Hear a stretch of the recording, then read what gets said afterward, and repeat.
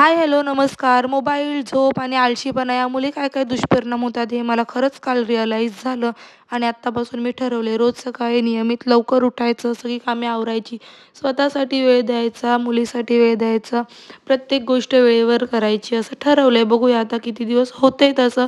शक्यतो असंच करत राहावं कारण तसं केल्याने खरंच दिवस खूप छान जातो. प्रत्येक कामं वेळेवर होतात, प्रत्येक गोष्ट वेळेवर होते आणि खरंच खूप छान वाटतं, भारी वाटतं एकदम. प्रत्येक गोष्ट अशी वेळेवर झाल्यावर कोणत्याही गोष्टीचं रिग्रेट होत नाही, की हे नाही झालं, ते नाही झालं, हे असंच झालं, तसंच झालं, असं काहीच होत नाहीये. सकाळी लवकर उठून फ्रेश झाले. किचन ओटा खूप जास्त मेसी झाला होता, तो स्वच्छ केला आणि त्यानंतर व्यवस्थित अशी देवपूजा केली आणि नाश्ता वगैरे करून घेतला.